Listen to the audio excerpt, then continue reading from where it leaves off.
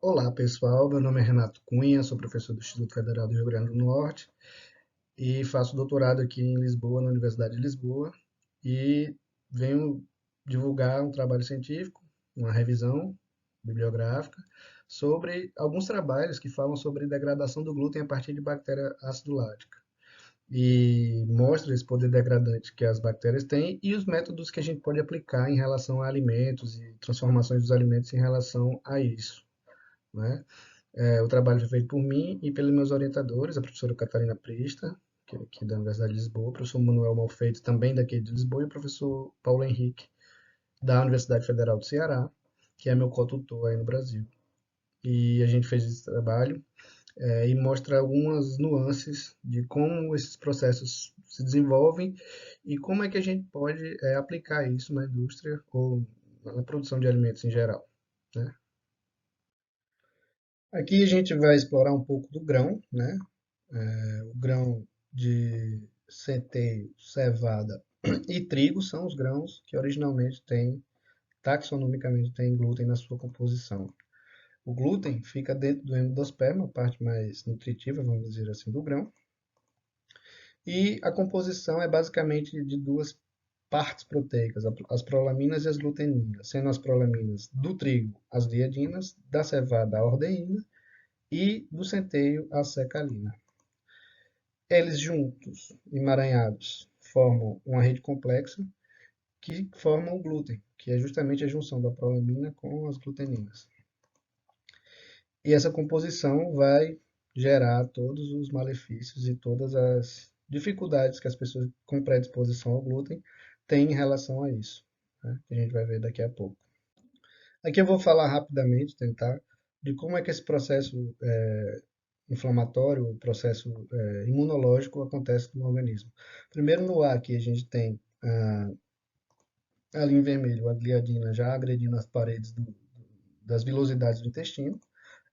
Essas é a fase inicial, que já vai ativar algumas células, né, imunológicas. E no B, a gente tem ali circundado em vermelho já a ruptura do tecido e a entrada da gliadina dentro do epitélio.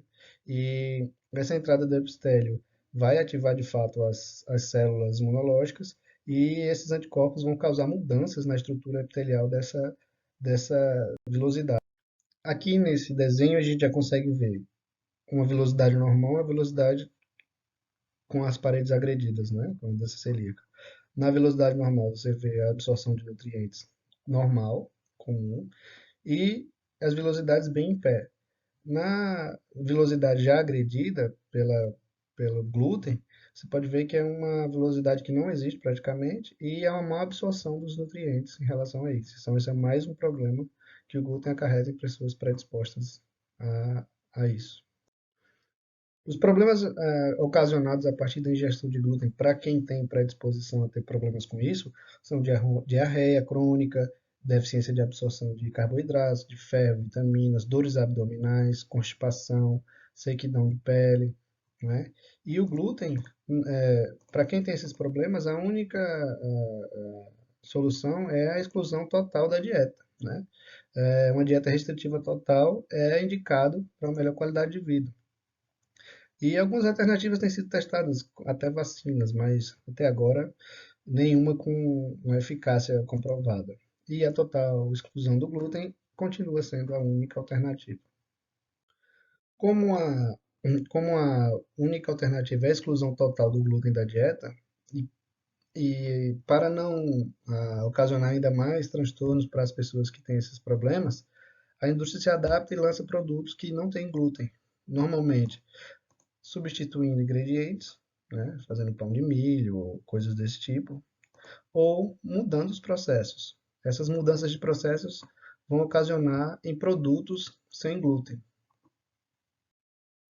Partindo do princípio que as bactérias acidológicas têm o poder degradante do glúten, de realizar essas proteólises, a gente vai tentar entender nesse trabalho como é que esse glúten é degradado a partir das bactérias acidoláticas e como é que a gente seleciona bactérias acidoláticas específicas para cada tipo de processo, para cada tipo de degradação, para cada tipo de alimento que se pretende com cada tipo de bactéria.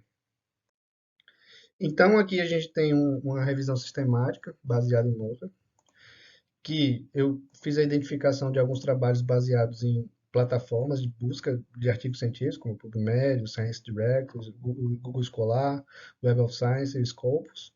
E de cada um eu extraí alguns artigos baseados em descritores, coloquei palavras-chave como glúten, degradação do glúten, bactéria astrulática, doença celíaca e coisas desse tipo, para a gente selecionar o que tipo de trabalho a gente, né, precisa buscar na ciência para entender.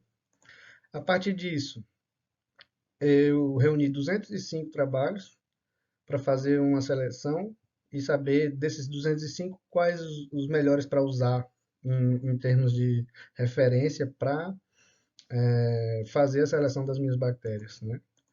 Então, eu fiz uma seleção desses trabalhos e excluí por análise de título e também por duplicados. Às vezes tem trabalhos que são muito similares um ao outro, e excluí alguns e ficaram 106.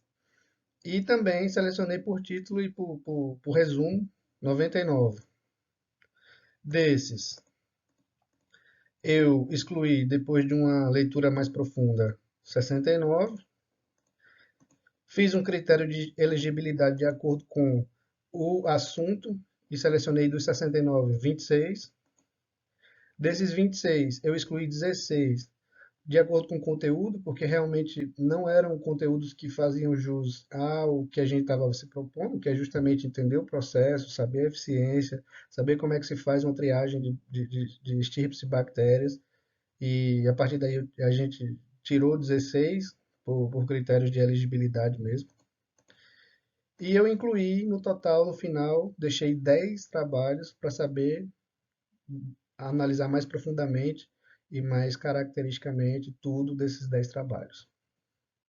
Então, já começando a análise dos trabalhos em si, dos 10 que sobraram, né? Vamos dizer assim, esse trabalho foi um trabalho que usou protease fúngica e bactérias ácido-láticas de um ponto de fermentação natural e mostrou, depois dos ensaios, uma redução de glúten que partiu primeiramente de 98,7 partes por milhão e depois da fermentação foi para menos de 10. Então, utilizaram bactérias e foi extremamente eficiente esse trabalho.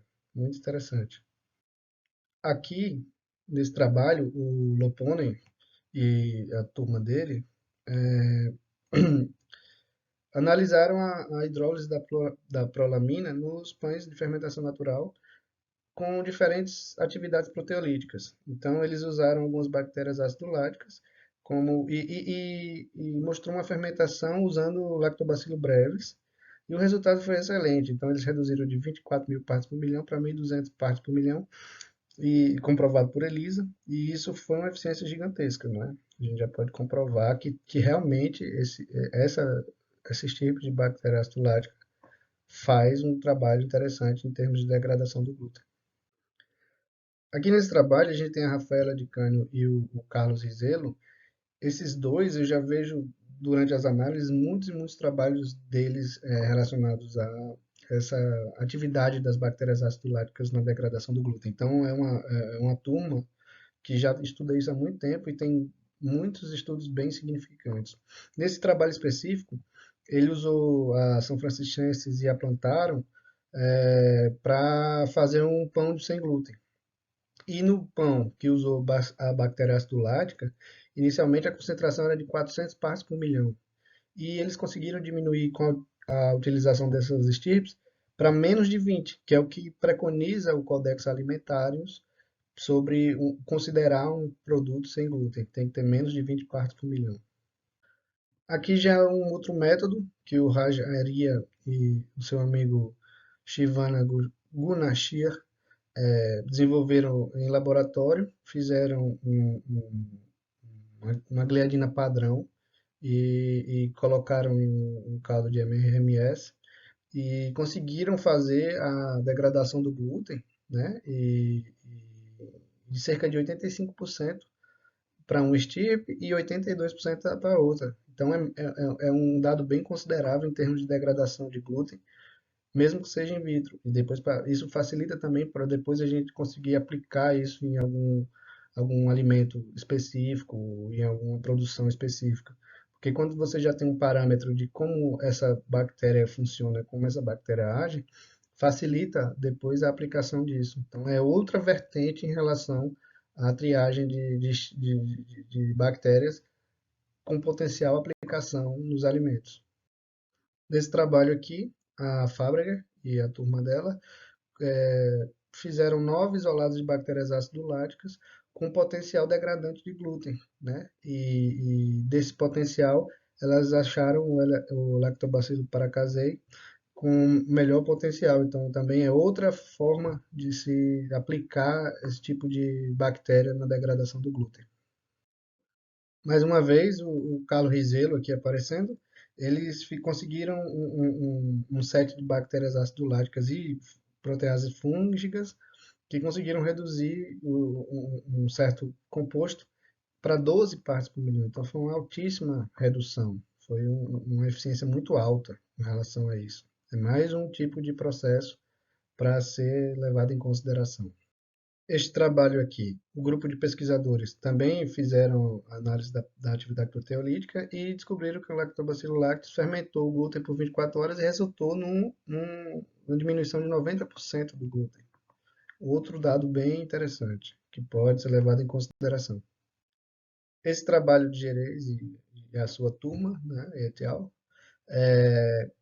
mostrou a combinação de duas bactérias acidoláticas na degradação do glúten no pão de fermentação natural e reduziu o glúten em 64,3 partes por milhão. Então, isso é também muito relevante. É outro trabalho de combinação de bactérias acidoláticas na redução do glúten.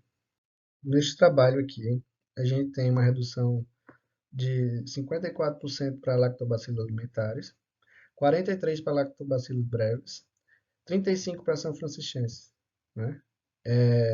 São dados interessantíssimos em relação a cada estirpe de bactéria acidolática que a gente tem para a degradação do glúten e pode ser levado em consideração para aplicação em outros trabalhos que porventura venham a acontecer em breve ou no futuro.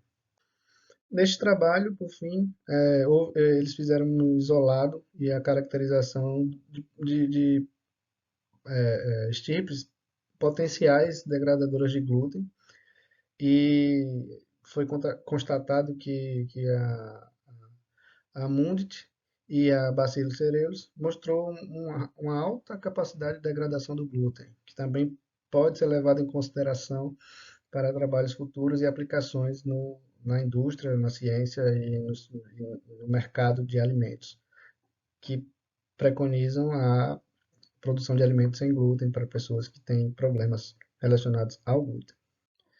Como conclusões e resultados desse trabalho, o que a gente pode entender? É que conhecer esses processos de degradação do glúten e usando as bactérias acidolágicas em diferentes processos, em diferentes meios, em diferentes alimentos, em diferentes situações, é fundamental para que a gente entenda e que a gente aumente a nossa capacidade de aplicação disso em outros objetivos, né?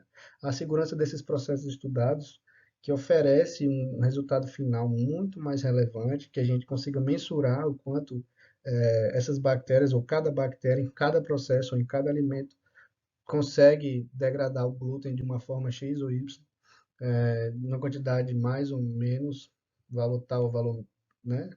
E em valores mesmo, que a gente consiga mensurar isso e que a gente tenha a segurança completa dos processos que a gente pretende, assim, organizar as ideias e aplicar isso de forma eficiente dentro da indústria de alimentos, da ciência como um todo, né, na produção de alimentos no geral.